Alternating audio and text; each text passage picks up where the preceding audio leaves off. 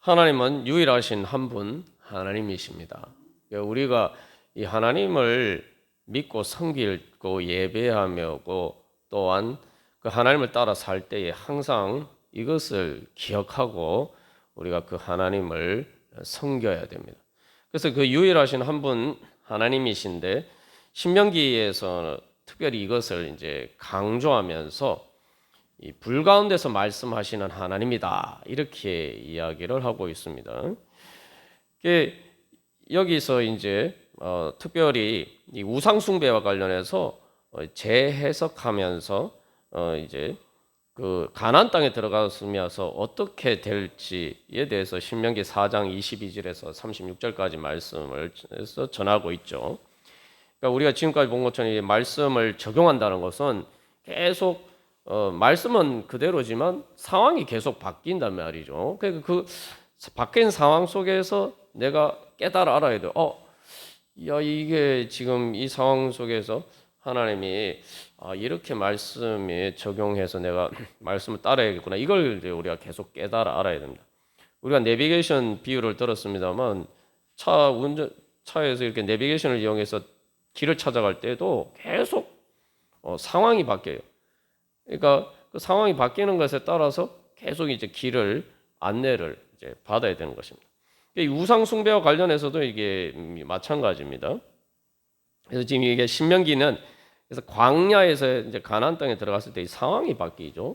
그 상황이 바뀐 가운데서 다시 그 불 가운데서 말씀하신 하나님이 어떻게 가나안 땅에서는 역사하시는가, 그 가나안 땅에서 어떻게 함께 하시는가 이것을 이야기하고 있는 거죠. 왜냐하면 불 가운데서 말씀하시는 하나님은 광야에서 이스라엘 백성들에게 나타나신 하나님이란 말이죠. 이제 이스라엘 백성들이 이제 가나안 땅에 가서 어떤 문제가 생기냐면은 가나안 땅에 가서는 이제 보니까 가나안 족속들이 신을 섬기잖아요. 우상을 섬기는데 어떤 이제 그들이 섬겼던 하나님은 광야에서 섬겼던 하나님은 광야의 신이고 그렇기 때문에 우리가 이제 가나안 땅에 들어왔으니까 상황이 바뀌었으니까 이 가나안 땅에서 농사 지을 때는 농사가 잘 되려면은 이 가나안 사람들이 섬기는 신을 섬겨야 되는 거 아니냐 이렇게 생각한단 말이에요. 다시 말하면은 그렇다고 해서 하나님을 안 섬기는 게 아니에요. 그 호렙산에서 나타나신 그 하나님을 안 섬기는 거 아닌데 그 하나님을 섬기는데 농사 지을 때는 농사를 위해서는 이제 또 그 가나안 신을 섬겨야 된다. 이제 이렇게 생각한다 이 말이죠. 여기 이제 가장 그 근본적인 문제가 있죠. 뭐냐면은 하나님이 유일하신 한 분 하나님이다라는 것을 망각하는 거죠. 그 뭐 우리가 생각할 때는 우린 당연히 난 유일하신 한 분 하나님을 믿고 있는데 이렇게 생각하는데 우리가 현실에서도 오늘날 우리의 삶에서도 어떤 문제가 생기냐면은 우리가 하나님이 유일하신 한 분 하나님이라고 믿으면서도 삶의 상황에 따라서 내가 따라야 될 법이 다르다고 생각하는 거예요. 교회에서는 신앙의 생활의 규칙을 따르는데 교회에서는 교회에서 하나님의 말씀을 따르고 세상에서 잘 되려면은 내가 세상의 방식을 따라야 된다. 이렇게 생각하는 거예요. 그 세상에서 세상의 방식을 세상 사람들이 생각할 때 이렇게 하면 잘 될 것이다 하는 그런 방식을 따르지 않고 내가 하나님의 말씀을 따르면은 손해 볼 것처럼 보인단 말이죠. 신명기 말씀에서 계속 하나님 말씀을 잘 지키면 복 받을 것이고 말씀 잘 안 지키면 저주를 받을 것이다 이렇게 말씀하시는데 우리가 이건 뭐 단순히 뭐 기복 신앙이냐 뭐 이렇게 생각할 수가 있는데 이 말씀의 본질은 그게 말씀이 이야기하는 건 기복 신앙이 아니라 당연히 복 받죠. 중요한 복을 받는데 하나님의 말씀에 따르지 않고 받는 복은 그것은 진짜 복이 아니라는 거예요. 그래서 우리가 이제 쉽게 이제 비유 적용을 하면 삶에서 내가 세상에서 어떤 내 삶의 영역에서 거기서 따라야 되는 이제 룰이 있는데 그 규칙인 세상 사람들이 생각하는 성공 방식이 있다 이 말이죠. 근데 다들 그렇게 하는데 나만 그렇게 안 하면은 나는 손해 보고 나는 여기서 이 손해 볼 것 같다. 성공하지 못할 것 같다. 우리가 이렇게 생각한다 이 말이에요. 신명기 말씀을 통해서 계속 하나님이 말씀을 따르면 복을 받을 것이라고 말씀하시는 그 말씀을 바로 거기에서 적용해야 돼요. 내가 주님의 말씀을 따랐을 때 복 받는 것은 어떤 삶의 영역에서도 마찬가지라는 거예요.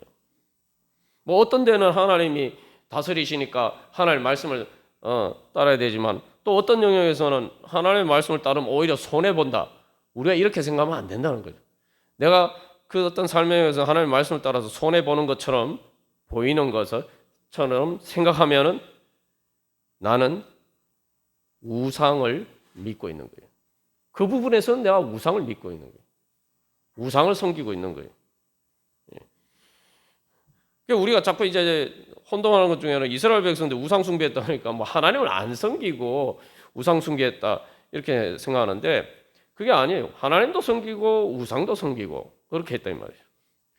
그러니까 우리가 유일하신 한 분 하나님이라고 믿는다는 것은 내 삶의 어떤 영역에서도 하나님이 통치하시고 하나님이 다스리시고 하나님의 말씀이 주장하시고 그렇기 때문에 내가 그 하나님의 말씀에 따라 살아야 되는 것이다. 이걸 믿는 게 유일하신 한 분 하나님을 믿는 거예요.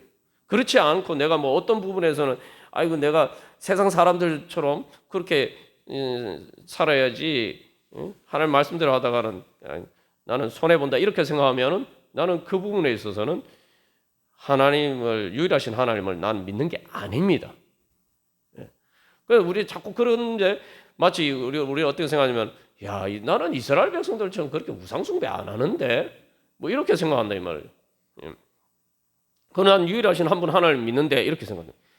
말 그대로 유일하신 한 분 하나님을 믿는다는 것은 우리가 신앙 고백할 때 천지를 창조하신 전지전능하신 창조주 하나님을 믿는다고 이야기하면서부터 시작하죠. 그러니까 창조주 하나님을 믿는다는 게 뭡니까? 말 그대로 모든 물질, 그 눈에 보이는 물질조차도 다 하나님이 창조하신 것이고 다 하나님이 주관하시는 것이라는 거예요. 오늘 그래서 이 신명기 7장 12절 13절에서 특별히 13절에서 하나님 말씀하시는데 너를 번성하게 복 주시겠다고 말씀하신 게 다 이게 뭐 어떤 물질적인 은혜잖아요. 그런 것도 다 하나님 손에 달려 있다라는 거예요. 근데 하나님의 따르지 않고 그냥 그런 걸 뭔가 얻는 것처럼 보인 것은 사실은 그거는 진정한 축복이 아니라는 거예요. 그래서 여기서 하나님 뭐라고 말씀하십니까? 하나님은 소멸하는 불이다라고 얘기했어요. 그도 뭐 또 질투하시는 하나님이시다. 아니 무슨 하나님이 질투하냐? 우리가 사람도 질투하면은 막 뭐 여러분 뭐 사옥에 보면은 뭐 중전은 뭐 질투하면 안 된다 뭐 이렇게 얘기하잖아요. 그게 뭐 미덕인 것처럼 얘기하는데 무슨 하나님이 질투하시는 하나님이냐? 여러분 이게 세상 질투하고 같이 생각하면 안 돼요. 세상이 질투하는 건 질투하는 대상이 있잖아요. 그죠? 질투하는 대상이 있죠. 근데 우상은 실제로 존재하지 않는 거예요. 그러니까 여기서 질투라는 것은 어떤 하나님의 사랑의 이제 감정을 보여주는 거죠. 그러니까 하나님은 우리를 사랑하시는데 우리가 전혀 대상도 아닌 우상은 말 그대로 이렇게 어떤 대상 자체가 아니란 말이죠. 존재하는 게 아니에요. 존재하는 신이 아니란 말이죠. 근데 그것을 가지고 이야기를 할 때 그래서 하나님 질투하신 하나님이다 이렇게 표현하면서 동시에 소멸하는 불이라고 하죠. 그러니까 이게 우리가 하나님을 두려워할 줄 알아요. 그래서 신명기 말씀 중요한 주제가 하나님을 경외하라는 거 아닙니까? 하나님이 천지의 창조주시기 때문에 그 하나님을 인정하지 않고 하나님의 말씀을 따르지 않으면은 그건 자기 스스로 그냥 불 속에 뛰어드는 것 같은 거예요. 소멸하는 불이다라고 했는데 소멸한다는 게 뭡니까? 말 그대로 이 불은 그냥 뭐 우리가 보통 화재가 났을 때 그런 불을 얘기하는 게 아니에요. 이 소멸하는 불이라는 것은 말 그대로 존재 자체를 사라지게 만드는 불입니다. 이제 우리 베드로후서에 보면은 말세에 되면은 온 우주가 이렇게 다 체질이 풀어진다. 옛날 개혁 성경 그렇게 했는데 다 풀어진다. 이게 뭐냐면은 우리가 이제 모든 물질을 이루는 원자나 이런 것들이 자체가 다 풀어지는 거예요. 그래서 해체되는 거예요. 실제로 오늘날도 뭐 물리학에서 이제 플라즈마 현상이라는 데 있는데 뭐 태양 같은 안에서는 그런 일이 일어나요. 왜냐하면 그래서 뭐 원자 폭탄이 터진다거나 원자를 그럴 때는 이 플라즈마 현상이라고 해서 그 안에서 원자 자체가 해체가 됩니다. 물질의 가장 기본적인 단위가 해체되는데 그거는 말 그대로 존재 자체가 없어지는 거예요. 하나님의 왜 소멸하는 불이시냐 하면은 하나님의 말씀을 안 따르면은 이게 존재 자체가 사라지는 거라는 걸 우리가 알아야 돼요. 예. 우리가 하나님을 그렇게 경외하고 두려워할 줄 알아요. 뭐 우리가 이 주일 설교 말씀에서 여러 번 나눴지만 그래서 하나님이 그런 하나님인데 가까이 계신다는 건 뭐냐면 말씀을 통해서 가까이 계신다는 거. 하나님 멀리 계신 게 아니라 유일하신 한 분 하나님이기 때문에 오히려 가까이 계신 거예요. 왜냐하면 유일하신 한 분 하나님이기 때문에 하나님이 안 계신 영역이 없는 거예요. 온 우주 만물 가운데 내 이 가장 삶에서 내가 이 땅에서 내 몸으로 사는 삶 가운데 하나님이 다 계시다는 거예요. 하나님 다 주관하시고. 근데 그걸 어떻게 아느냐 하면 하나님의 말씀을 통해서 안다는 거예요. 그리고 말씀을 통해서 알 뿐만 아니라 실제로 그 모든 것을 하나님이 어떻게 주관하시냐면 말씀을 통해서 주관하신다는 거예요. 그래서 예수님을 말씀이라고 하죠. 말씀을 통해서 주관하시고 말씀을 통해서 그래서 예수님을 통해서 모든 만물이 지금도 존재하고 있는 거예요. 여러분, 내가 지금 살아있는 거 보십시오. 이 살아있는 것과 사람이 죽는 것과의 가장 큰 차이가 뭡니까? 숨이 끊어지면은 제일 먼저 어떤 현상이 일어납니까? 해체가 되죠. 해체. 그때부터는 살아있을 때는 멀쩡하게 다 이렇게 모여서 이렇게 딱 그대로 있는데 잘 있는데 숨이 끊어지는 순간 이게 분해가 되기 시작해요. 그죠? 그 분해가 되는 과정이 이제 썩어서 부패하는 과정이고 그 흙으로 돌아가죠. 생명의 자체가 이제 쉽게 말하면 뭔가 붙들고 있어야 되는 거예요.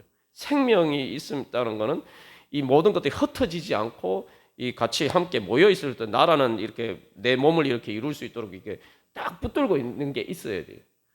생명 그 사람보다 뭐 사람이나 동물이나 그런 생명이 그런 역할을 하는데 뿐만 아니라 모든 물질도 마찬가지. 모든 물질도 이게 다 뭔가를 붙들고 있는 거예요. 그게 물리학에서 실제로 자연 법칙이라는 게 붙들고 있어요. 그 자연 법칙에 의해서 그래서 이 모든 것들이 이게 단단하게 우리가 뭐 땅도 밟고 다닐 수 있도록 이게 이렇게 다 지탱이 붙들고 있는 거예요. 그래서 골로새서 1장 말씀에서 하나님이 그 예수님을 통해서 그 모든 것들이 이렇게 존재하고 있다. 이제 그렇게 증거하고 있습니다. 여러분 그래서 그 예수님을 말씀이라고 하죠. 그러니까 하나님 유일하신 한 분 하나님이기 때문에 저 멀리 하늘에만 계신 분이 아니라 이 땅에 내가 지금 먹고 살고 그 단순히 영적인 것뿐만 아니라 내 육적인 것도 다 내가 먹고 사는 것도 내 생명도 내 모든 물질적인 존재도 다 하나님이 붙들고 말씀으로 붙들고 계시기 때문에 존재하는 거라면. 그러니까 그 말씀을 어기면은 이게 내가 말 그대로 소멸될 수밖에 없죠. 여기 불이라고 하는데 이거는 꼭 부정적인 의미가 아니에요. 하나님은 우리의 생명의 불로 우리를 붙들어 계시고, 우리가 그래서 죽으면은 제일 먼저 사람 몸에 온기가 사라지잖아요. 그죠? 여기 불은 어떻게 보면 하나님의 생명의 불이에요.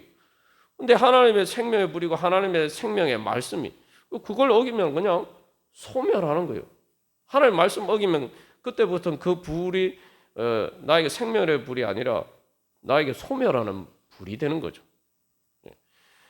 그래서 여기서 우리가 이 말씀을 통해서 우리 오늘 뭐 주일 말씀을 통해서 나눴지만 예수님이 을 섬기고 우리가 하나님을 섬길 때에 항상 유일하신 한 분 하나입니다. 그렇기 때문에 하나님이 저 멀리 계신 분이 아니라 바로 내 몸으로 내 육신으로 사는 삶 가운데도 함께 계시고 내가 육신으로 살고 우리가 돈이나 물질이라고 생각하는 우상으로 섬기는 그 모든 것들조차도 다 하나님이 주신 거지. 눈에 보이는 물질은 다 눈에 보이지 않는 하나님의 말씀으로 하나님께서 우리에게 은혜 주시는 것이다. 그래서 온천한 만물, 그래서 다 가장 육신의 눈에 보이는 거 어떻게 보면은 하나님과 가장 하나님이 눈에 보이지 않으니까 하나님과 가장 거리가 먼 것처럼 보이는 물질, 육신의 눈에 보이는 물질, 뭐 돈이나 이런 것들조차도 다 하나님이 주시는 은혜다. 그 모든 것들 다 하나님의 말씀을 통해서 하나님은 우리에게 주시는 것이다. 우리가 그걸 믿는 게 유일하신 한 분 하나님을 믿는 거예요.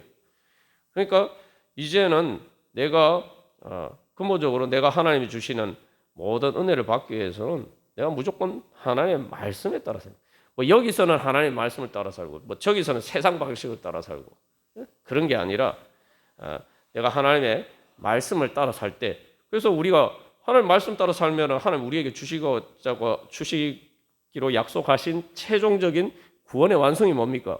우리가 이것도 항상 기억해야 돼요. 사도신경의 마지막이 뭡니까? 천지를 창조하신 하나님부터 시작해서 마지막에 뭐가 끝나요? 몸의 부활과. 어떻게 보면은 가장 하나님과 거리가 먼 몸의 부활과 새하늘과 새 땅, 그 모든 것도 다 결국은 하나님의 구원의 완성이란 말이죠.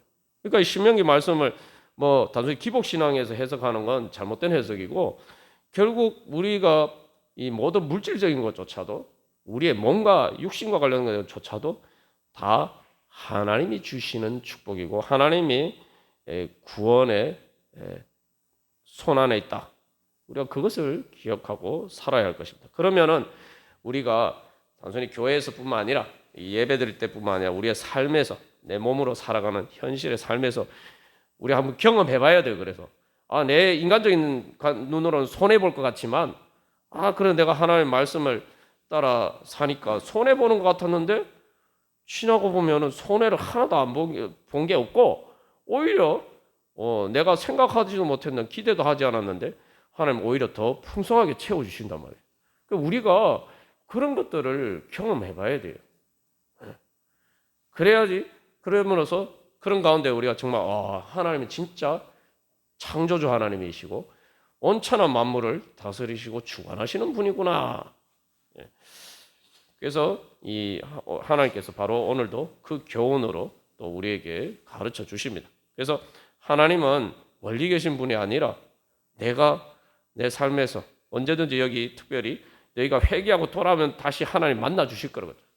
내가 주님 앞에 말씀을 따라서 주님 앞에 나아가면은 얼마든지 주님이 언제든지 만나 주시는 바로 가까이 계신 바로 내 옆에 계신 하나님이십니다. 왜냐하면 그 하나님은 유일하신 한 분 하나님이시기 때문에 결국은 하나님 외에 다른 신이 없다. 이거는 결국은 다른 게 다 사라져도 오직 마지막에 유일하게 내 옆에 계신 분은 한 분 하나님이고 그리고 바로 모든 것이 다 사라져도 하나님은 내 옆에 계신 분이기 때문에 그건 지금도 마찬가지.